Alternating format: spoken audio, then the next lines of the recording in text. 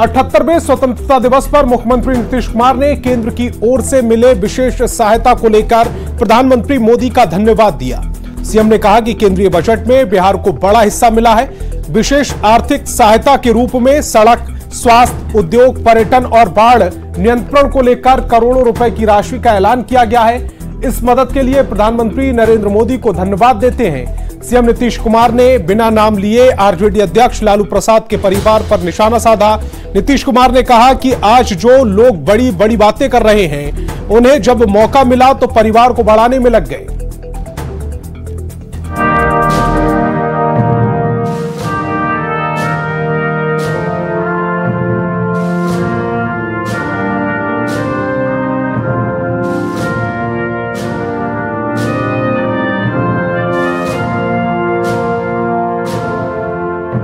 केंद्र सरकार ने इस बार के बजट में सड़क, उद्योग, स्वास्थ्य, पर्यटन, बाढ़ नियंत्रण आदि के लिए बड़ी राशि देने की घोषणा की है।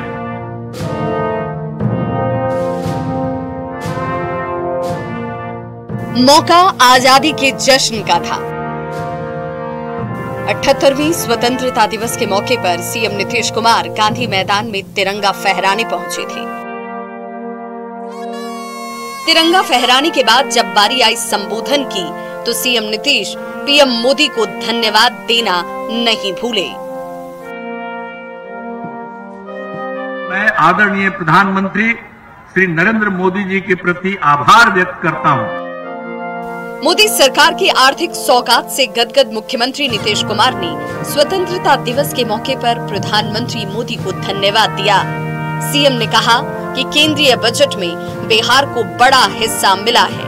इस मदद के लिए पीएम मोदी को धन्यवाद। मुझे खुशी है कि अब केंद्र सरकार ने इस बार के बजट में विशेष आर्थिक सहायता के रूप में, जरा जान लीजिए, सड़क, उद्योग, स्वास्थ्य, पर्यटन, बाढ़ नियंत्रण आदि के लिए बड़ी राशि देने की घोषणा की है। इसके लिए मैं आदरणीय प्रधानमंत्री श्री नरेंद्र मोदी जी के प्रति आभार व्यक्त करता हूं और आशा है कि भविष्य में भी बिहार को इसी तरह आवश्यकता अनुसार सहयोग मिलता रहेगा। केंद्रीय पंचायती राज मंत्री ललन सिंह ने भी पीएम मोदी को धन्यवाद दिया। ललन सिंह ने सोशल मीडिया प्लेटफॉर्म एक्स पर पोस्ट कर लिखा, केंद्र की एनडीए सरकार ने बिहार को बाढ़ की समस्या से निदान और निजात दिलाने के लिए तकनीकी समिति का गठन किया है। ये समिति डीपीआर तैयार कर बाढ़ की समस्याओं से निदान दिलाने की दिशा में कार्य करेगी। साथ ही बिहार को बाढ़ की विभीषिका से राहत दिलाने में मदद करेगी। इसके लिए मैं प्रधानमंत्री नरेंद्र मोदी को पूरे बिहार वासियों की ओर से धन्यवाद देता हूं। एक तरफ केंद्र से मिली आर्थिक मदद को लेकर सीएम नीतीश ने पीएम मोदी को धन्यवाद कहा, तो दूसरी ओर बिना नाम लिए आरजेडी अध्यक्ष लालू प्रसाद पर जमकर निशाना साधा। सीएम नीतीश कुमार ने कहा कि आज जो लोग बड़ी बड़ी बातें कर रहे हैं, उन्हें जब मौका मिला तो बिहार की बजाय परिवार को आगे बढ़ाने में लग गए।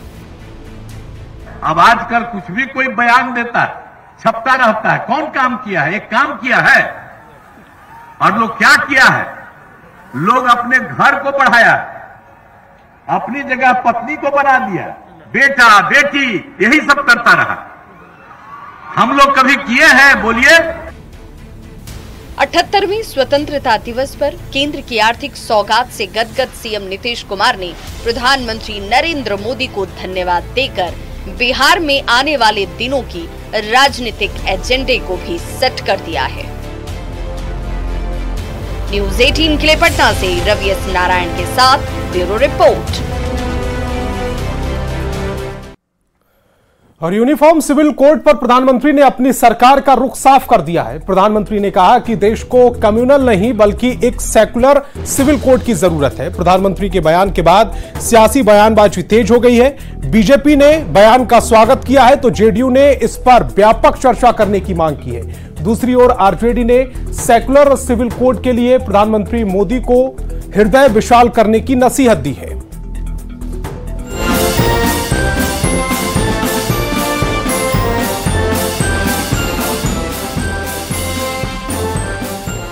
समय की मांग है कि देश में एक सेकुलर सिविल कोड हो।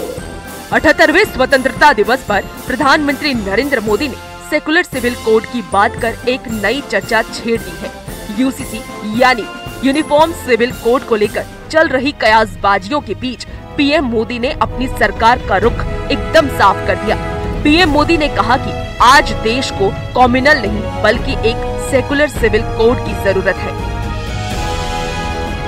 जो कानून धर्म के आधार पर देश को बांटते, जो ऊंच नीच का कारण बन जाते हैं, ऐसे कानूनों को आधुनिक समाज में कोई स्थान नहीं हो सकता है। और इसलिए मैं तो कहूंगा, अब समय की मांग है कि देश में एक सेकुलर सिविल कोड हो। हमने कम्युनल सिविल कोड में 75 साल बिताए हैं, अब हमें सेक्युलर सिविल कोड की तरफ जाना होगा और तब जाकर के देश में धर्म के आधार पर जो भेदभाव हो रहे हैं, सामान्य नागरिक को जो दूरी महसूस होती है, उससे हमें मुक्ति मिलेगी। पीएम मोदी ने यूनिफॉर्म सिविल कोड को समय की मांग बताते हुए कहा कि हमें सेकुलर सिविल कोड की तरफ जाना होगा। पीएम के बयान पर देश भर में सियासी चर्चा तेज हो गई है। बिहार बीजेपी के प्रदेश अध्यक्ष दिलीप जायसवाल ने कहा कि पीएम की मंशा है कि देश के सभी नागरिकों को बराबर का अधिकार मिले। कोई एक पहिया कमजोर हो, एक पहिया मजबूत हो तो देश नहीं चलता है। तो उनकी सोच कॉमन सिविल कोड के पीछे यही है कि धीरे धीरे एक तरह का माहौल पूरे देश में बने और सबका साथ, सबका विकास, सबका प्रयास हो तो देश आगे चले। वहीं जेडीयू नेताओं का कहना है कि कॉमन सिविल कोड एक संवेदनशील विषय है, इस पर आम सहमति और व्यापक चर्चा होनी चाहिए। देश विविधताओं से भरा हुआ है, विभिन्न धार्मिक परंपराएं हैं, क्षेत्रीय भावनाएं हैं, तो ऐसी स्थिति में व्यापक विमर्श जो स्टेक होल्डर्स हैं उनके बीच आम सहमति बनना चाहिए।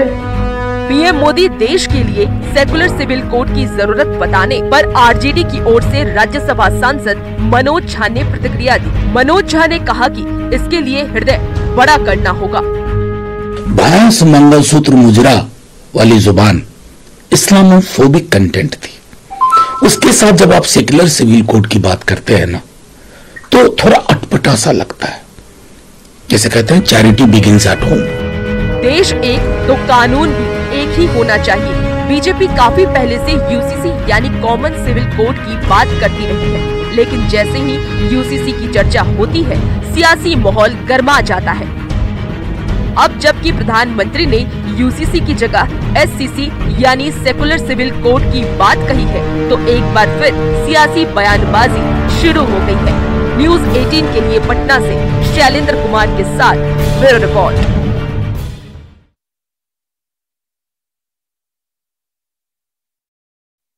झंडोत्तोलन किया। सीएम नीतीश कुमार ने विकसित बिहार का संकल्प दोहराया। साथ ही विधानसभा चुनाव से पहले 12 लाख युवाओं को नौकरी और कुल 34 लाख युवाओं को रोजगार देने का संकल्प लिया। विक्टोरिया घोड़ी पर हवलदार महेंद्र राम जांबाज घोड़ा पर, सिपाही विकास सिंह सितारा घोड़ी पर, 34 लाख युवाओं को रोजगार मिलेगा, ये सीएम ने बात दोहराई है। 4 वर्षों में विभिन्न क्षेत्रों में तो हम लोग तो 10 लाख का कहे थे, लेकिन विभिन्न क्षेत्रों में 24 लाख लोगों की रोजगार दे दिया गया है तथा इस साल और अगले साल के चुनाव के पहले 10 लाख और लोगों को रोजगार देने का लक्ष्य है। इस प्रकार 10 लाख रोजगार की जगह 34 लाख लोगों को रोजगार मिलेगा और 10 लाख नौकरी की तरह 12 लाख नौकरी होगा। और सीएम नीतीश कुमार ने बिहार में विधानसभा चुनाव से पहले 12 लाख युवाओं को नौकरी देने का वादा किया है। साथ ही कुल 34 लाख युवाओं को नौकरी देने की बात कही है। सीएम के इस बयान पर बिहार की सियासी गलियारों में सियासत गर्माती दिख रही है। रिपोर्ट कि आपके कार्यकाल में पहले की अपेक्षा ज्यादा हत्या, बलात्कार और लूट और संस्थागत भ्रष्टाचार बढ़ा कि नहीं बढ़ा? कहिए पत्रकार साथियों को, सृजन के सारे मामलों को उठाने के लिए बिहार में अपराध सर चढ़ के बोल रहा है, बकार नहीं निकल रहा है।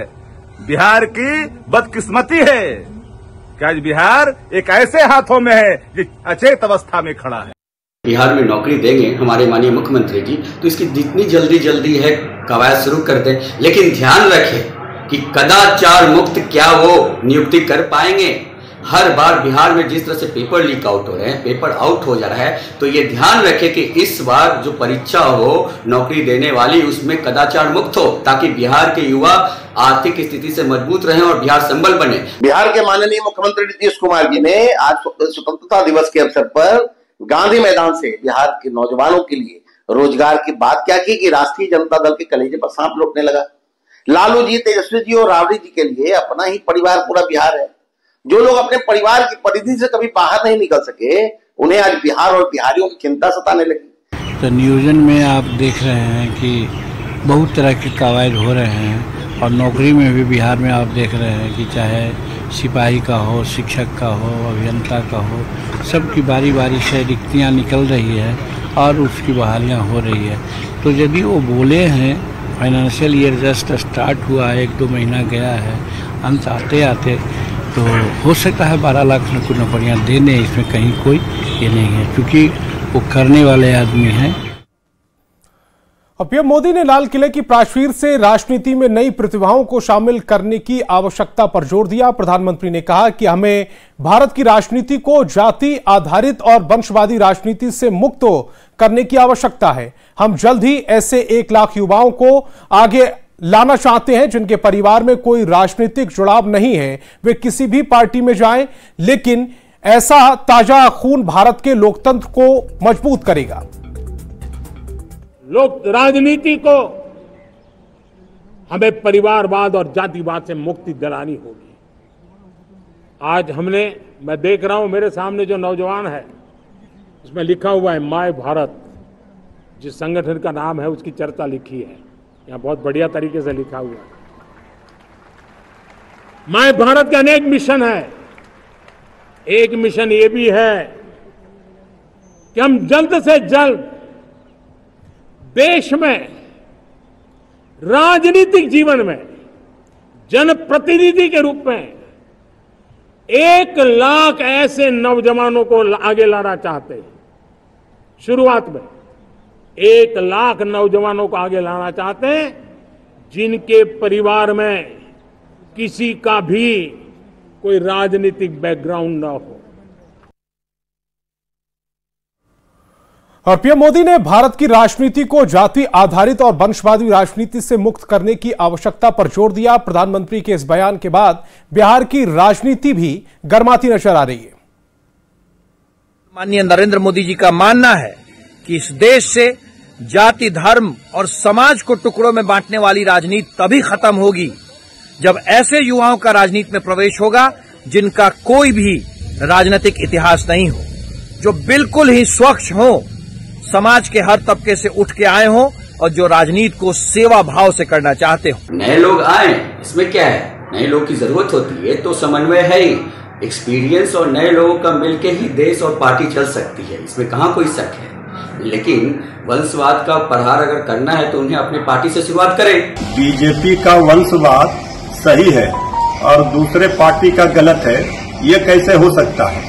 आदरणीय प्रधानमंत्री जी एक ही कैसेट को बार बार बजाते हैं, लेकिन पहले अपनी पार्टी में इसे लागू करें, इसको खत्म करें, ये हिम्मत नहीं दिखा पाते। संविधान निर्माता बाबा साहब भीमराव अंबेडकर जी ने भी कहा था संविधान सभा में कि अब रानी के घर से राजा नहीं पैदा होगा, बल्कि अब नेतृत्व और डेमोक्रेसी से तय होगा। माननीय प्रधानमंत्री जी के इस वक्तव्य से देश की करोड़ों युवक युवतियों के अंदर एक उम्मीद जगी, एक विश्वास जगा है कि उनके भी प्रतिभा का सम्मान होगा। सीएम नीतीश कुमार दानापुर के लखनी बीघा के महादलित बस्ती पहुंचे। इस साल भी स्वतंत्रता दिवस पर सभी महादलित टोला में ध्वजारोहण कार्यक्रम का आयोजन किया गया। लखनी बीघा के महादलित बस्ती में 72 साल के राम आशीष राम ने ध्वजारोहण किया। सीएम नीतीश कुमार ने झंडा फहराने के बाद टोला में लोगों की मांगों पूरा करने का भरोसा भी दिया। इस लखनी बीघा महासचिव टोला में विकास के काम करा दिए गए। यहाँ आने से पहले मुझे मालूम हुआ कि आप लोगों की कुछ मांगे हैं जिसके बारे में सब कुछ तय कर दिया गया। इस महादलित टोला में सामुदायिक भवन का निर्माण कराया जाएगा। इसके निर्माण हेतु भूमि चिन्हित कर ली गई है। इसके निर्माण पर लगभग 36 लाख रुपए की लागत आएगी। इस टोले में जीविका दीदियों के लिए ग्राम संगठन भवन का निर्माण कराया जाएगा, जिस पर लगभग 15 लाख रुपए की लागत आएगी। और सीएम नीतीश कुमार लखनीबीघा के महादलित बस्ती में ध्वजारोहण कार्यक्रम में हिस्सा लिया। इस दौरान मुख्यमंत्री नीतीश कुमार की नजर जब झंडा फहराने वाले महादलित टोले के सबसे बुजुर्ग व्यक्ति रामाशीष राम पर गई तो उन्होंने पूछा कि आपकी उम्र कितनी है। सीएम के सवाल का जवाब देते हुए रामाशीष राम ने कहा कि 69 साल है। उनकी बातें सुनकर मुख्यमंत्री आश्चर्यचकित हो गए और फिर बोले कि अभी 70 भी नहीं हुए हो, बताइए। हमार तो 74 हो गया है।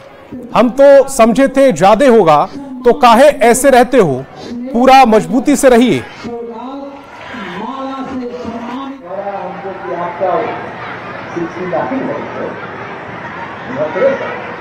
कभी 70 भी हुआ है, 69 है, बताइए। इधर तो बोलना चाहिए हमारा 74 है, 69 नहीं है। हम तो समझे तो ये दिन ज्यादा हो, बताइए तो चाहे ऐसा पूरा मजबूती से रहिए, खेलिए कूदिए घूमिए, सब करना चाहिए, तब आपका खूब अच्छा स्वास्थ्य रहेगा। ये हम आपको बता रहे हैं। हम लोग क्या करते हैं आपको पता चलता है, तो होता रहेगा। हम लोग दुनिया में काम करते हैं। और बीपीएससी TRA 3 परीक्षा से जुड़ी इस वक्त की बड़ी खबर सामने आ रही है।